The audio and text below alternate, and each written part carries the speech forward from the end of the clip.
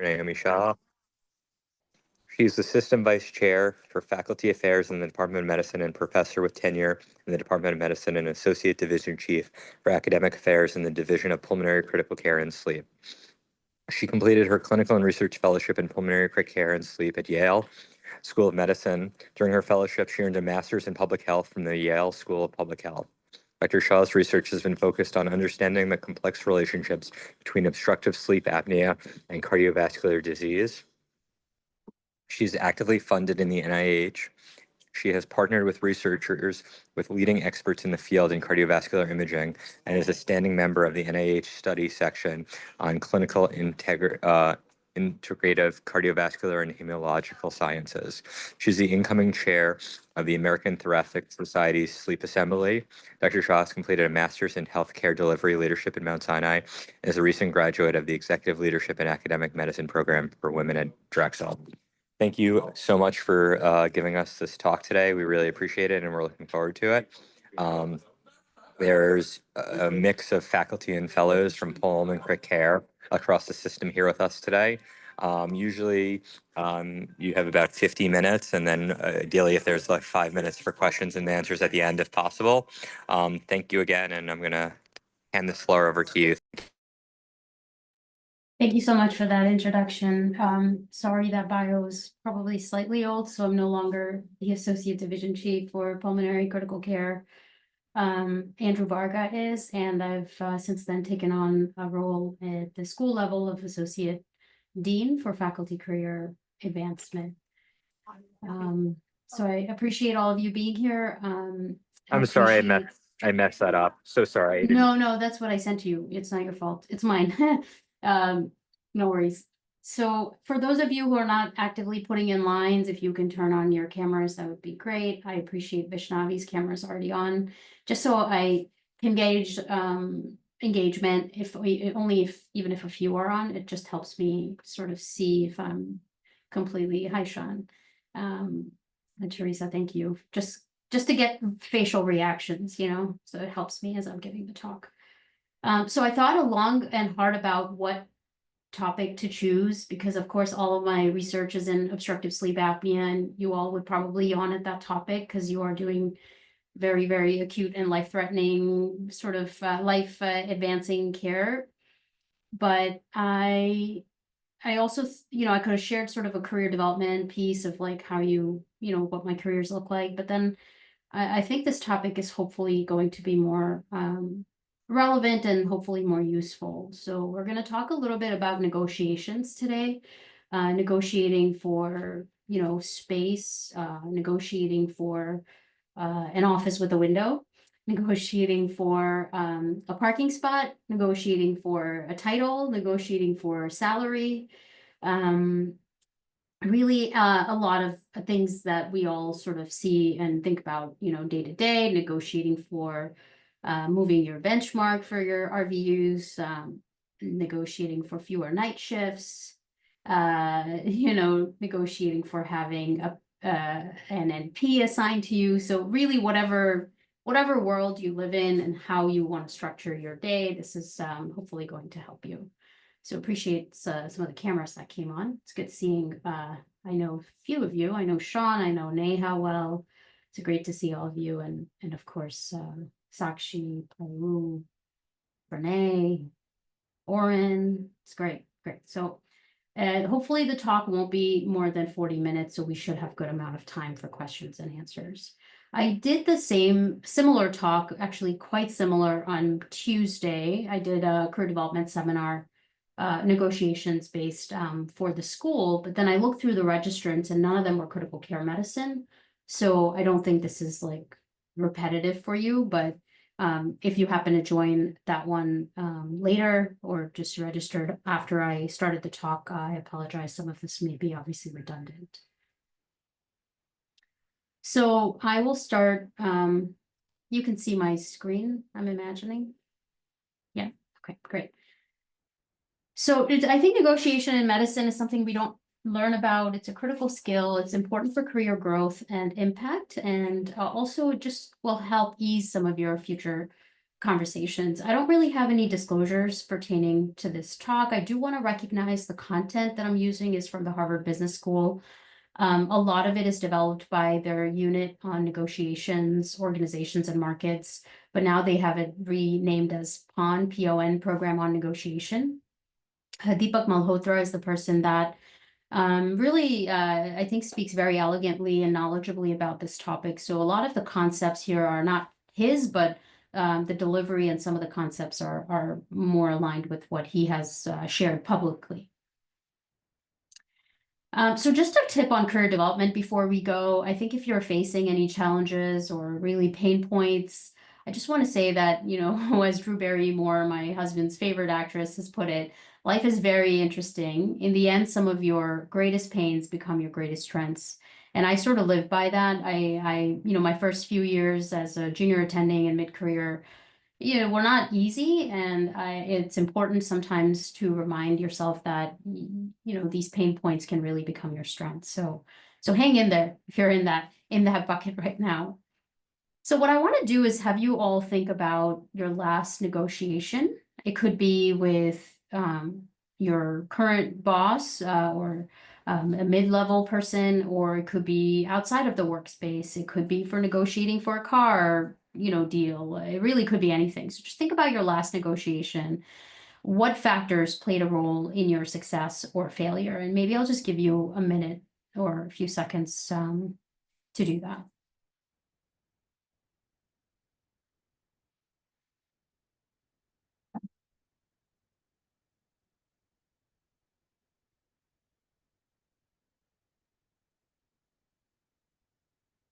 Maybe if you can take a paper or pen or your keyboard and write down, you know, what maybe one factor that may have played a role in your success, and one factor that maybe did not, and sort of vice versa. If you failed, sort of what do you think worked? What do you think didn't work?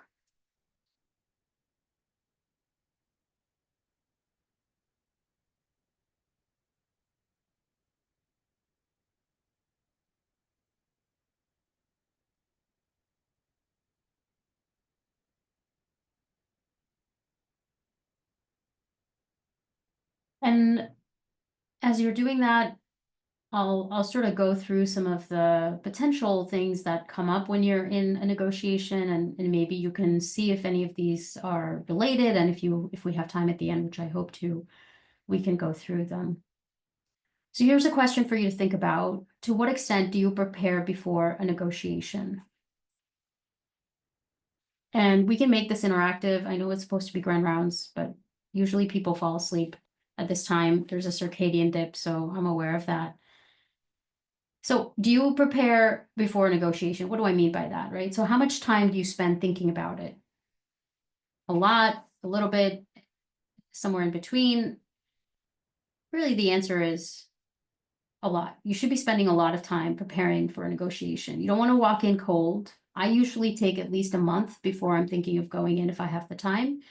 And if I don't have the time, I'm really working hard on any negotiation for hours. So typically, I would say about a solid 6 hours before I go in. Say like it's Thursday today. If I have something I'm negotiating for next Wednesday, I'll spend anywhere from 6 to 8 hours on that, just because I want to make sure I'm fully prepared. And a lot of it that happens evenings, nights, obviously, researching. So have a strategy meeting or multiple meetings prior to it. Talk to different people that you know in that space. Everyone will provide their perspective and will guide things, will include things to help you sort of think about things you hadn't thought about before, but it's really important to get a diverse set of ideas and talk to different people. What you don't want to do is walk into a negotiation knowing only what you want, along with 5 to 6 reasons why they should give it to you. So I've been here at Mount Sinai for 5 years. I have produced X, Y, and Z for this department or this division. I want, you know, a new title and $50,000 that come with it, and these are the reasons why I want it. That's not going to cut it. You can't go into a negotiation knowing only what you want and the reasons why they should give it to you. You need to think about other things that we will talk about. So just keep that in mind. And, negotiation is not about that. It's not about what you want and why you need it. It's really about thinking about the other party. And it's not easy to do, but hopefully by the end of this talk, you will understand why it's important. You want to prepare in advance for the toughest questions they may ask you. Some basic questions like, oh, why do you want to come to Mount Sinai, right? Or tell me a little bit about yourself. I mean, that sounds really easy, or that sounds like, well, tell me a little bit about why you should get this title. If you haven't rehearsed it, you're not going to come out sounding strong. You're not going to have reasons or values that are important for the organization. So you may just think you know the answer, but if you haven't rehearsed or practiced it, it may not come out as strong, especially if you're, obviously stressed or nervous about the negotiation. So just really think about even basic questions, but definitely about the toughest questions. Well, we already have another director with this role, and what you're proposing overlaps with this person's role. You should have thought about that before you walk into that negotiation, right? Because you don't want to be sitting in that position thinking about the toughest questions. That's where that strategy comes in. I also use ChatGPT a lot to sort of have it ask me these questions. So I will play the scenario to ChatGPT, say, this is what I'm going in for the negotiation. Give me 6 questions that are tough and 6 questions that are easy, and also prepare a narrative for me as a response. And then, of course, you use your own judgment and your own words, but it just helps you sort of think about these things. So preparation is key. To what extent do you consider the position and issues of the other party prior to the negotiation? Really, the answer is to a great extent. The best negotiators thoroughly assess the position of both parties, not just yours, both parties, before they begin negotiating. And this seems like it's a lot of work, but it's really where the successful negotiators sort of see the value in doing this. So make sure that you are really, really preparing, but also really considering the position and the issues that the other party may be facing, which may be why they can't give you what you want. And we will talk about that. Which do you do more of in a negotiation? Do you talk more or do you listen more? Do you want to give them all the reasons why you should get it, all the things you've researched, everything, blah, blah, blah, and then you have 10 minutes at the end? Or do you listen more? I think this is a general rule in life. You should be listening more, even though I'm not doing that today, because obviously I have to give you this talk here, but we should be listening more is the bottom line. You really want the negotiation to not be a one-sided conversation. The other piece that's really important, and this is something that I have seen happen. So you go in, you're asking for $50,000 or 500,000 or 5 million or $5, whatever it is that you're asking, and you're asking for this title, and you're in the meeting with the person that you are, thinking is going to give it to you, or is the person that makes the decision, and you get a yes, only to find out at the end of the meeting that they now have to go to 3 different committees to get approval for your title, and they have to go to 2 other people to get approval for your for that increase in compensation. So the substance is the content of what we discussed, your title, your salary. Process is how we get to that deal. Who needs to be signing off on those things? If you don't understand the process, the substance is not going to be really easy for you to get.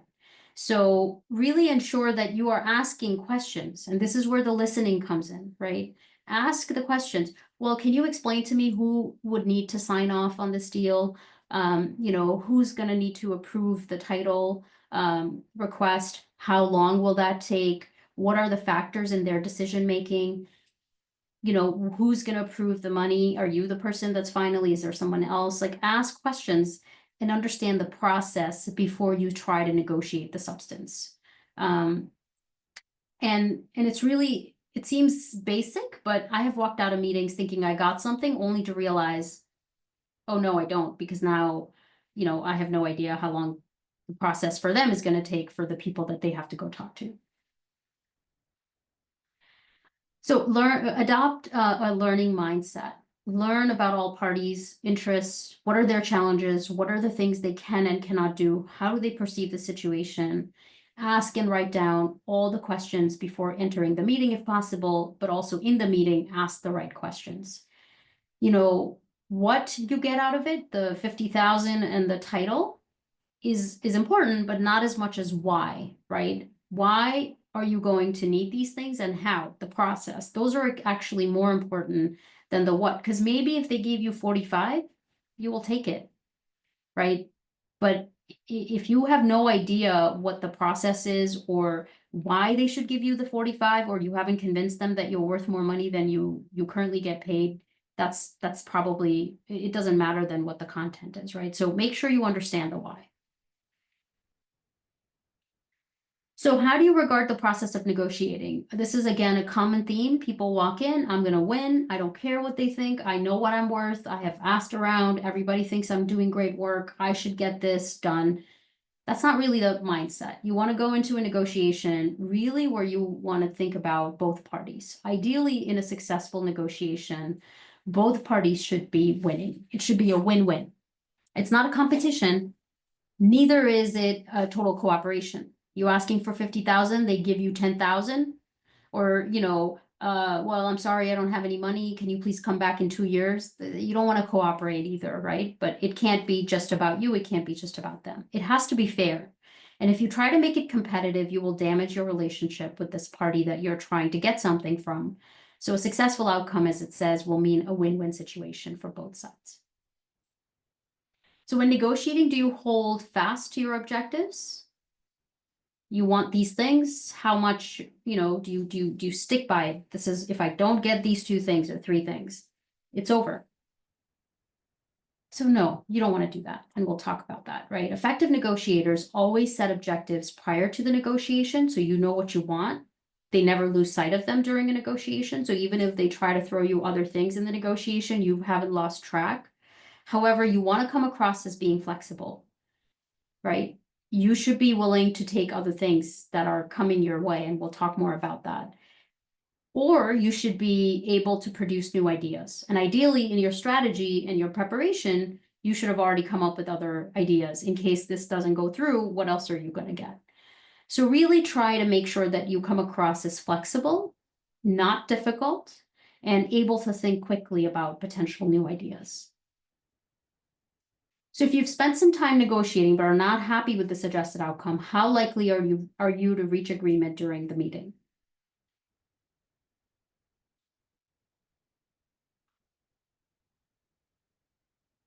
I see some things in the chat here. So very unlikely. Do not reach agreement unless you're happy with the terms. The last thing you can do is go in there, know what you want, come out with something completely lower than what you wanted, be unhappy, be bitter, complain about it the whole time for the next 2 years. That's not what negotiations are about. That's not what a successful negotiation looks like. Instead, say, can I think about it? Can I come back? You don't want to come across as too difficult, but you also don't want to just give in. So you can reconvene at a later date if you're not happy. And as you work to reach agreement, who usually sums up what has been agreed along the way? So maybe they gave you a title, maybe they gave you a different title, you agreed upon that during the meeting, and the money is still left. The key here is that as soon as you leave that meeting, you want to summarize that and put it in writing, because you'd be surprised a few months later, people may not remember. You may think that it's they're being evil, they don't like you. None of those things are usually true. It's just that people are busy. And it's really your job to summarize and write down what was agreed upon at the end of every meeting or every negotiation. So it's really you. Make certain that you sum up what has been agreed as you work through the negotiation. This helps keep track of progress, because now you got one thing, you have to work on the other 2. If you didn't write it down, the next time you meet, all of those things could be back on the table. So make sure you're keeping track of the progress. What do you do when you're in a negotiation and the other party will not give you anything away? Okay. I don't think you deserve the title. I don't think you deserve any money. You have, really, you're very new. We still need to see how much work you are generating, how many more night shifts you can do, how many more RVUs you're going to generate. I just don't think I can give you anything at all. So what do you do in that situation? Do you feel really down, feel like you've reached stalemate and give up? Or do you ask questions and explore possibilities? ask questions and explore possibilities, right? And it's very hard to do because emotions will start to come in, right? You start to get frustrated. You start to feel like, oh, wow, I can't believe this is being said. The first thing you need to do is when you walk into a door asking for something is leave the emotions out at the door. You really want to stay as calm, as cool, as collected. Listen, again, listen why they can't give you these things. And then ask questions and explore possibilities. Well, can you elaborate on what are views? Like, can you give me some more data? Ask questions and listen. And then you can always come back with whatever your response is. Maybe that information isn't true. But, being confrontational, not listening, feeling like, this is the end of everything or all of your possibilities in the specific negotiation, it's really not needed because you will see that in future iterations, you may actually get what you want eventually.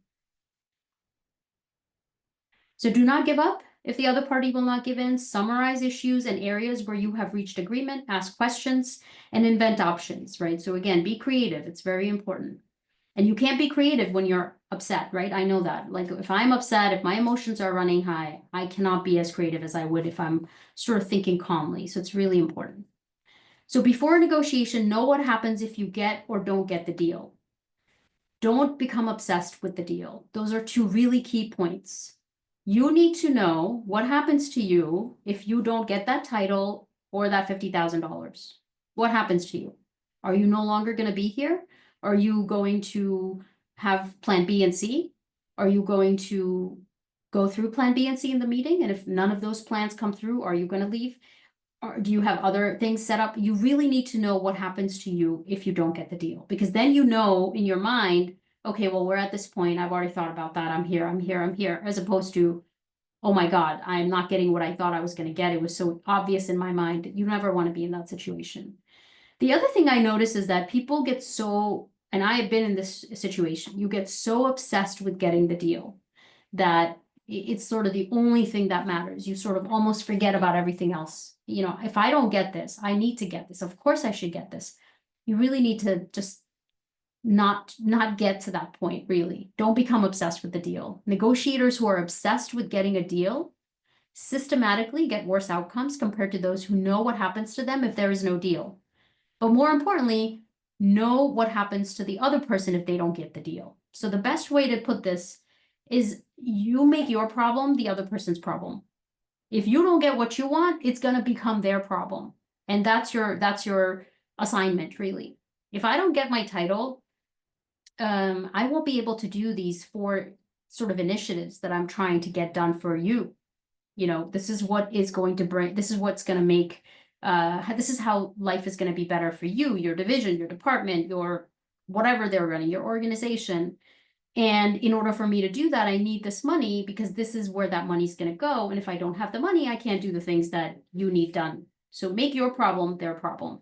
And that's really the easiest way to sort of shift it from the attention from you and what you need to what they actually need to succeed in their role. How do you make concessions during a negotiation, right? So say you're asking for 50,000 and a new title, and they come back and they say, well, we can't give you this, we can't give you the money, the title, but I will give you 5% more protected time. You could do whatever you want with the time. What do you do with that? Make the concession early on.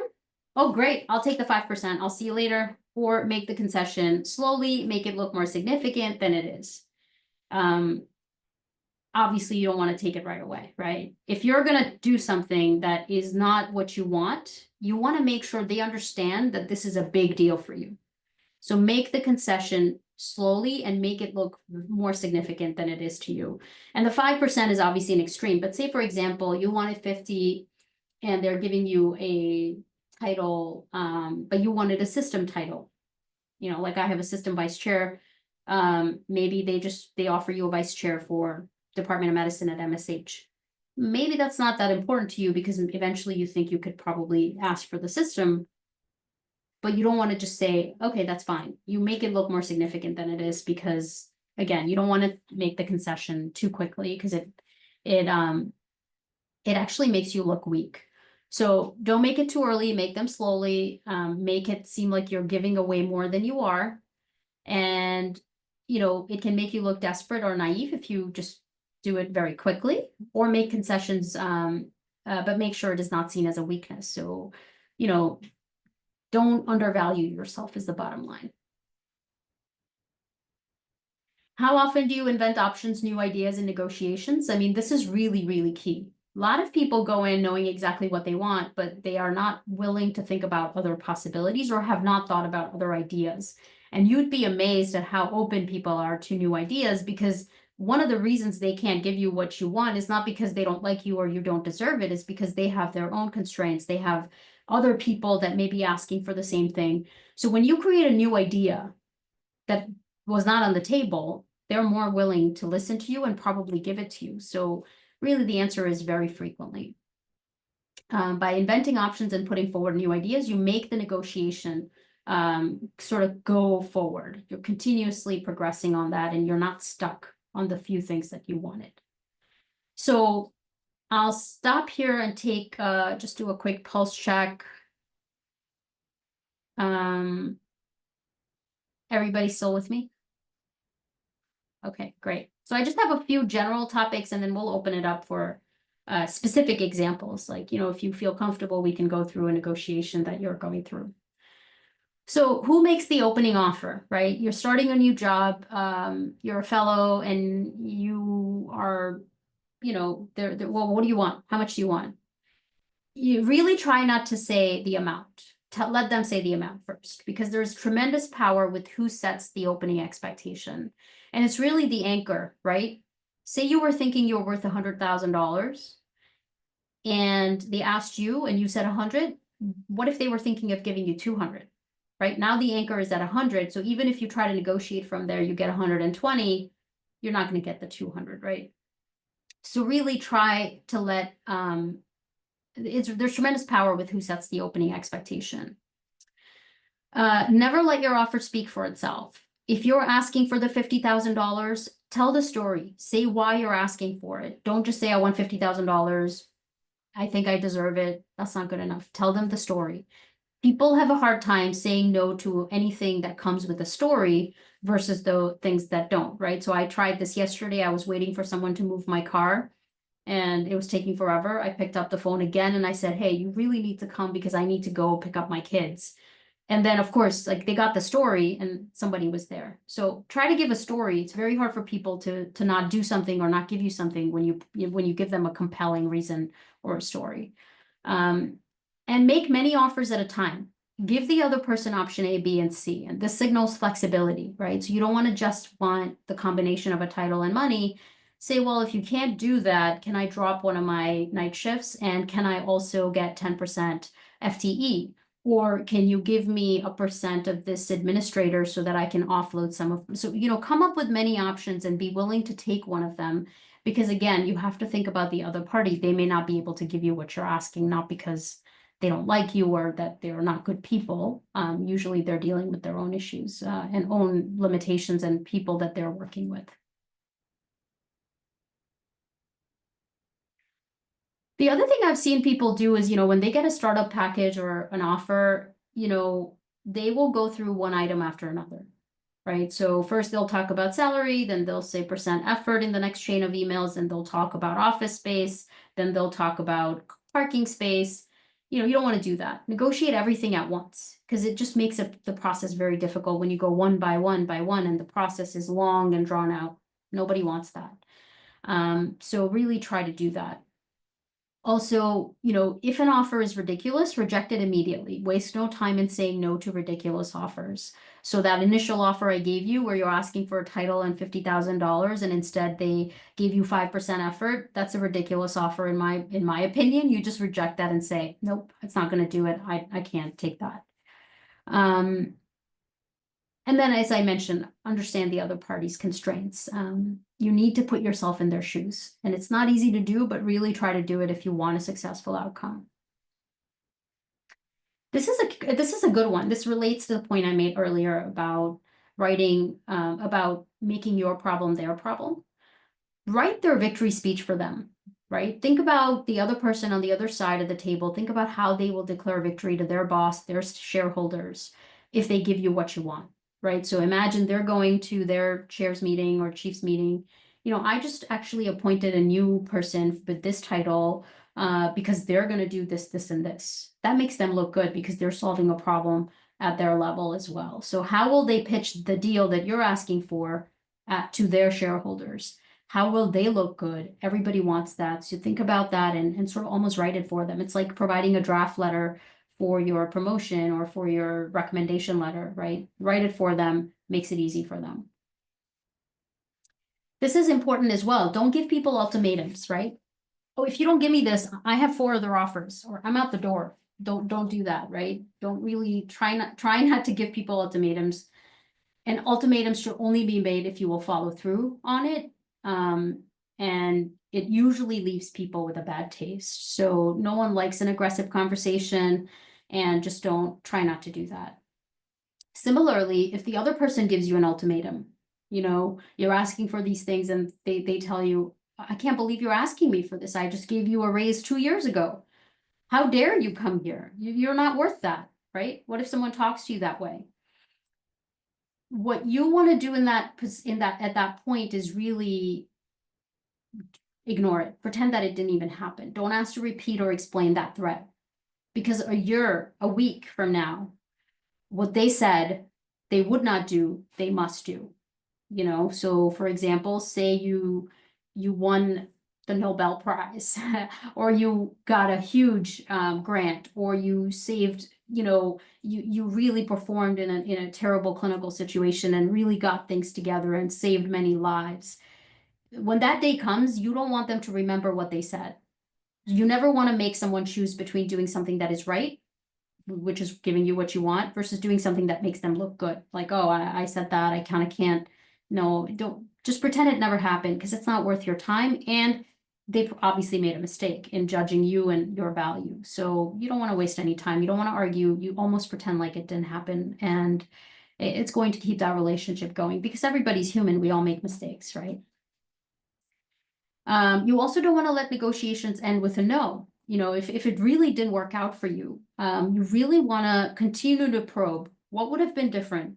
Keep the conversation open, because that's going to, again, leave that door slightly cracked that you can enter it at another time, perhaps. And if a deal is reached, confirm what happened at the meeting as soon as you leave the room. Each moment after it weakens the deal, and reaching out with a follow-up email is always a good idea. I can't emphasize that. The other thing is be truthful. A lot of times people will go into a negotiation, they will inflate the value that they are receiving from an outside offer, or they'll inflate the different things that they do, or the different things that are said about them, how great they are. You don't want to lie about it. Always tell the truth. Always, always, always. You don't have to tell them everything you know. So you don't have to say how much you were offered in another job, but you don't want to say it twice as much as what it really was. And the reason is, it's really the right thing to do, obviously, but people usually lie because they're not prepared or they're impatient. And the one thing that I will tell you is that you want to safeguard your credibility with your life. Because there may come a day that the only reason they want to talk to you is your credibility, that you're honest, you have integrity, you're trustworthy. So don't lose that, and don't lose your chance to sit at that table again. So usually most of us lose our reputation a little bit at a time, and there are these little lies that usually will add up. So again, try to be as trustworthy and honest, as truthful as possible, but you don't have to disclose everything. You can keep your cards to yourself. I think we talked about it, emotions, put yourself out of the situation, leave them at the door. Try to think about ways to get paid in many currencies as just not dollars. Try to beat the other person. Trying to beat the other person, winning the argument is not really great. Think about this as a collaborative discussion. What are you bringing to them? What can they bring to you? And then always know your BATNA. BATNA is your best alternative to a negotiated agreement. It's basically when you can walk out. Like, what is going to be that absolute bare minimum that you're going to need, without at what point you're just going to, not going to be able to do this. So after winning the stare down contest, he knew the negotiation would go his way. That's not how this goes. Obviously, you want this to be a very collegial and mutual dialogue with respect, hopefully on both sides. And you don't want to end up in a situation like this where you know, negotiated for an office window, I mean, for a window, an office with a window in Manhattan, only to find out that you can't look outside. That's not going to be good for you. So make sure you know what you have reached, what your negotiation has got you, and it's exactly what you wanted, because you may get it, but if you can't look outside the window, what's the point, right? So it's something similar. So hopefully this has given you some information to think about, and sort of process your next negotiation or revisit your last one that maybe didn't go so well. And again, just want to give a huge shout out to the content producer, a lot of the content that's again publicly available. So we do have about 20 minutes. I'm happy to take questions or comments.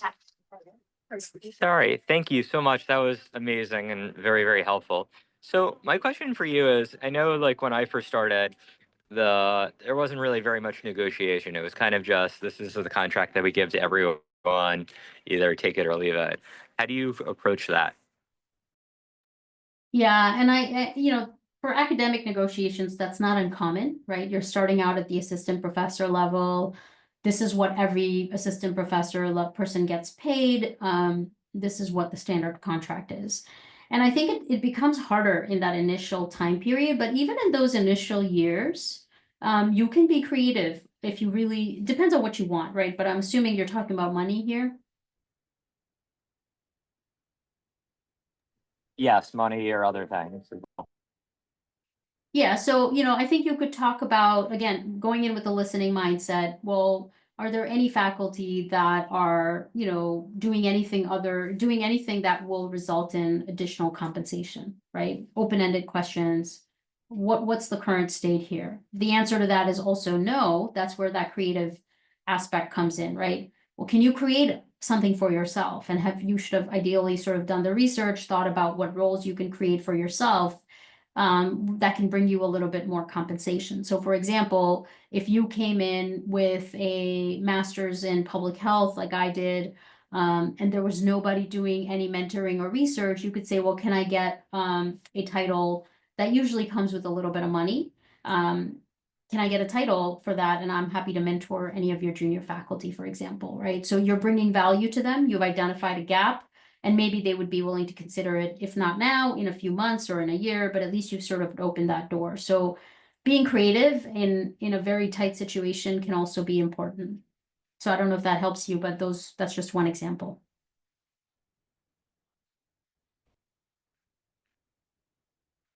Pranay? Thank you so much. That was a really great talk. Oh, One thank you, question Pranay. I wanted to, I guess, explore. I think a lot of people here are not in just one department or division, but like a bunch, right? We have like different academic or clinical homes, and potentially their interests are highly divergent. So how can we navigate that kind of situation? Can you elaborate a little bit more? Like, give me an example if you don't mind. Not yours, just use me as an example. Fine. Let's say you are in you have an ICCM title in the Department of Surgery, but you are primarily appointed in the Department of Medicine. You would like to achieve some kind of role in the ICCM or some improvement there, but your time is finite and you would have to decrease your amount of effort somewhere else. And those two things are not. You have to get people to essentially agree to give up something to have something else. Right. So I guess the question Let's then. say your primary medicine thing wants you to do something or wants to improve something, but your secondary department has no interest in doing that for you. Okay, so one wants you to do it, the other one doesn't. Is that what you're saying? Sure. Okay. Yeah, so I think again, understanding the landscape, right? Why does this other party not want you to do it? It's not that they're not, right? So you have to give them the benefit of the doubt that their intentions are good, right? It's the number one thing, because that leaves emotions out of it, right? So you have to really understand why does this other part, like I have to understand, why doesn't this other department want me to do it? Why would someone say no? And do you have an answer to that? Do you know why they would want you to do it?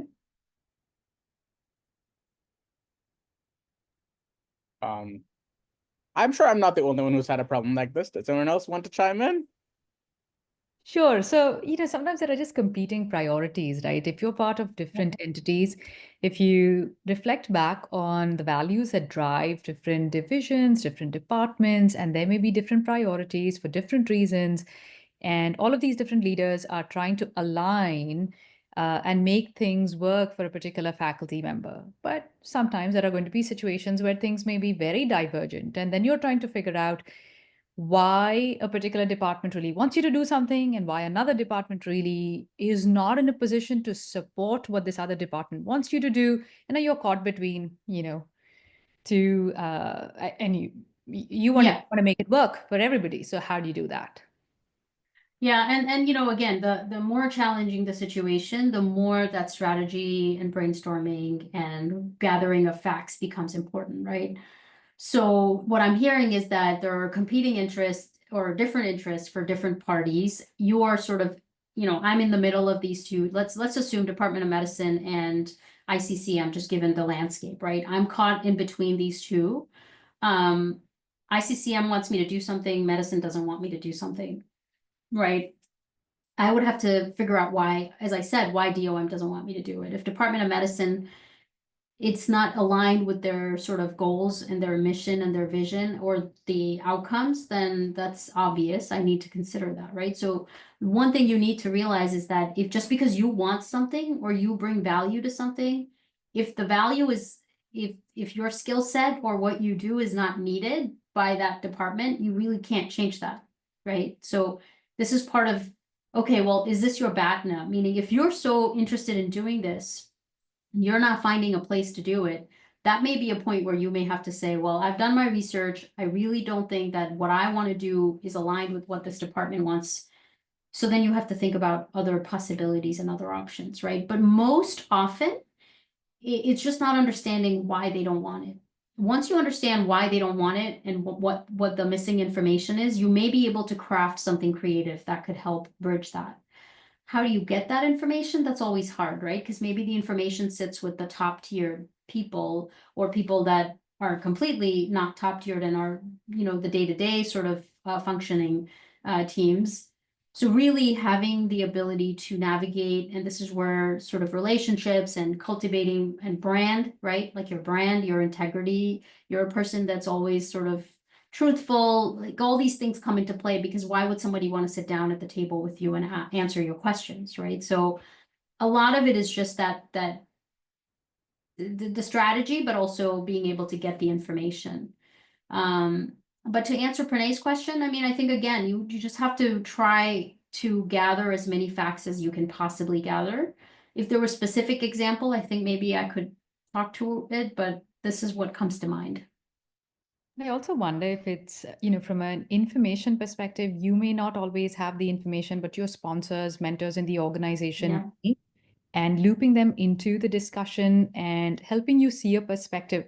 In some of your earlier slides, you spoke about, talking to others as you're developing your strategy. Yes. And knowing who's in your corner and from what all different perspectives can they support you and help you see all of these other alternative perspectives before you enter the room, thinking that, oh, this department is not going to be supportive or this other department is going to be supportive, but just finding that sort of win-win for both of those departments. Those outside perspectives may sometimes be very helpful, and perhaps even engaging them at, when the timing is right, or when there's enough mind space to allow for that development of pool of meaning from, with everybody sharing all of that information. Yeah, no, this actually makes sense, and we can creatively move that forward. And hopefully we don't find ourselves in situations which are, it's take it or leave it, because that's not the right way or the spirit of negotiation.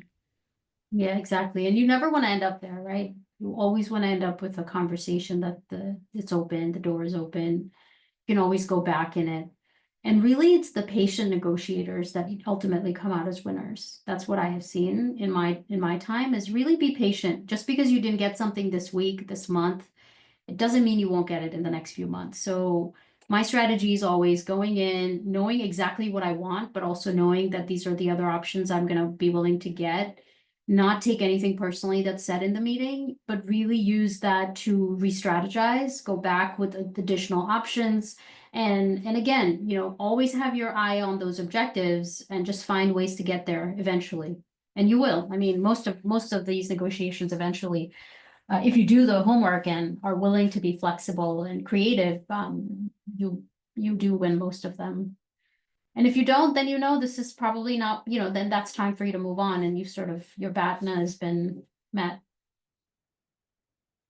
Any other points, questions, comments from anybody?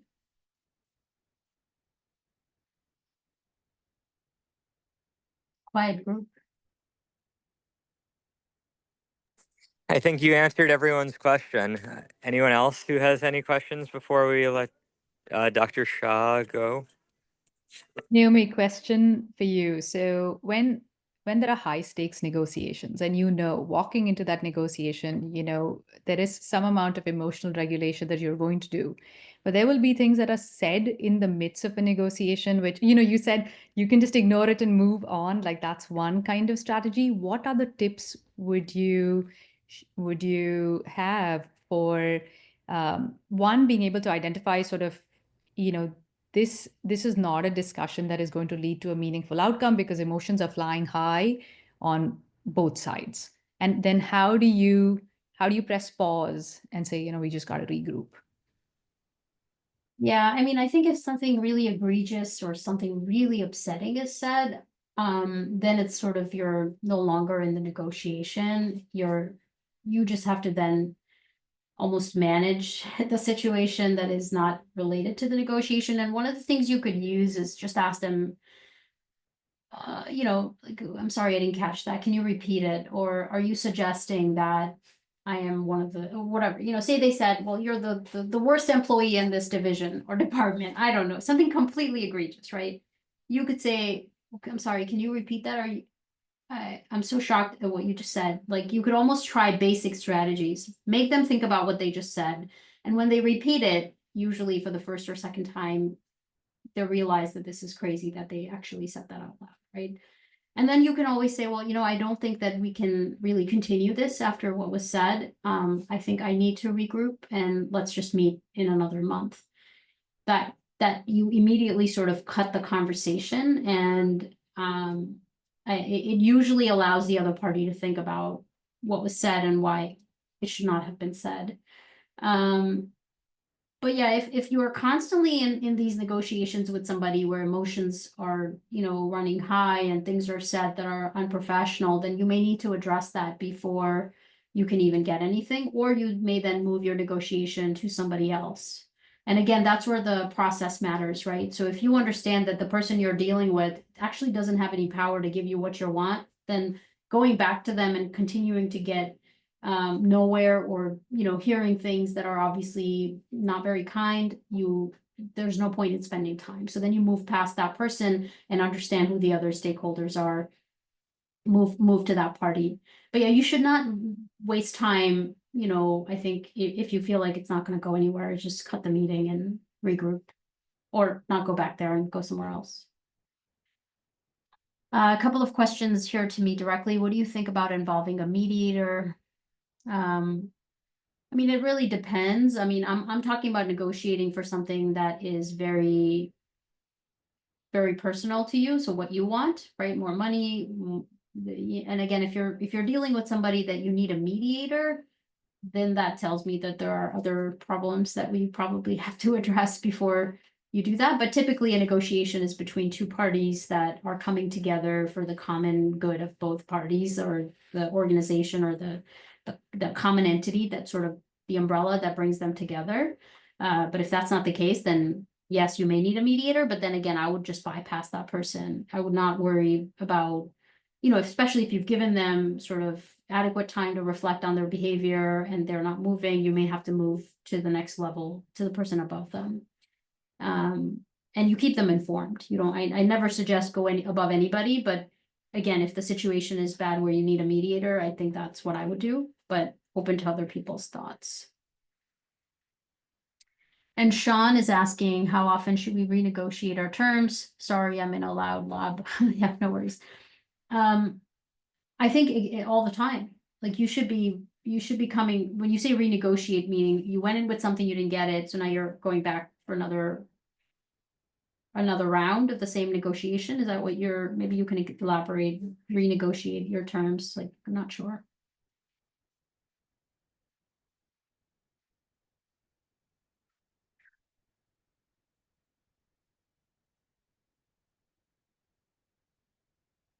Oh, I see.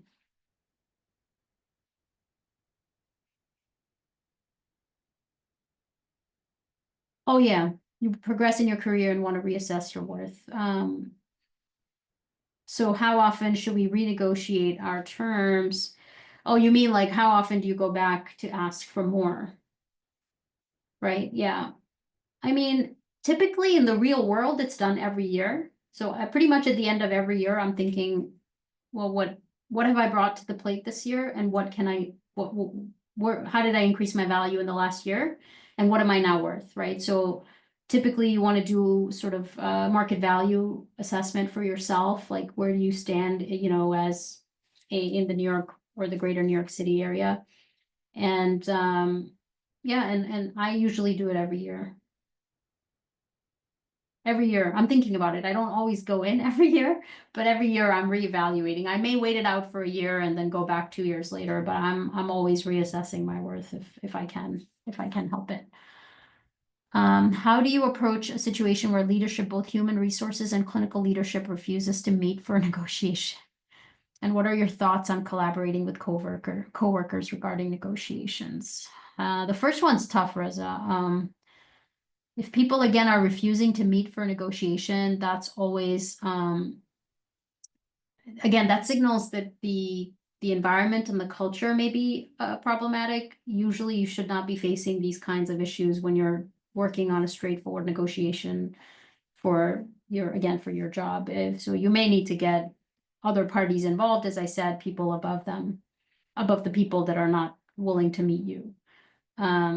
And yeah, you should absolutely work with coworkers regarding negotiations, but be careful about what you give away, right? So you may go to your colleague and you may say, oh, I'm thinking about this and I'm thinking about asking for this. And you may be surprised. They may look at you and say, well, what makes you think they'll give it to you? You know, I don't think you're worth that. I don't think you should get that. And don't be surprised, right? People may not agree with what you think your worth is. So be careful about who you ask. Be careful about what you disclose and what you discuss. Most of us would not do that, but I just don't want you to run into somebody that, you know, convinces you that you're not worth that, right? So the best way to do this is to do it objectively, is go to people that are not really going to be competing for the same things or may feel like you're getting more than your share. So go to your mentors. You know, I have a coach that I hired, and you know, like an executive coach that I pay out of pocket. And so you really try to diversify the opinions that you get, but work with a professional if you can. Vishnavi's asking, how do you evaluate your market value without getting an offer? Yeah, so there are actually different companies and different sort of websites where you can go and do this. The AMC is one that comes to mind, where you can just go in and sort of see what the salary range is for someone that is an associate dean like myself in New York City, who's a pulmonary critical care sleep medicine trained physician. So you get a range, and that's sort of the best way to do it. Another is for you to, yeah, Neha's putting some other resources. Another is for you to ask people outside of your institution. So if you know folks at, you know, Columbia, Cornell, NYU, Yale, I know people there, it's just, you could ask. But again, I found that it's really interesting, you know, because if you're ambitious, you think big, not everybody may fully understand or appreciate your vision. And so sometimes you may be caught off guard, and you may lose some valuable colleagues or allies because, again, you know, nobody knows what you do every day. Only you know what you do, how hard you work. And so your value lies within yourself and the value you bring to the institution. So again, not everything can be disclosed. And again, don't be surprised that people may not see exactly what you see in yourself. So yeah, I would say use national resources, databases, and colleagues that are not at your institution. You know, one of the beauties of ELAM, which is the Executive Leadership in Academic Medicine program that Evan mentioned, was we have a WhatsApp group of all of the ELUMs from my year, which are 150 women, and all of them are like deans or chairs or vice chairs or division chiefs. So we have a WhatsApp group so we can easily just say, hey, like, what do you guys get paid? And nobody cares to share because most of us are like, we're not competing, right? We're not at the same institution. So again, getting yourself into these situations, programs, opportunities, announcements that you see that come out from the Office of Faculty Development really could create a nice pool for you if you're looking for that kind of internal, not in your department, right? Because asking someone in your department versus outside your department is also different because again, there's less, I hate to use the word competition, but less sort of overlap. But I see we're at 1:59, so maybe I'll stop here and hand it back to Evan.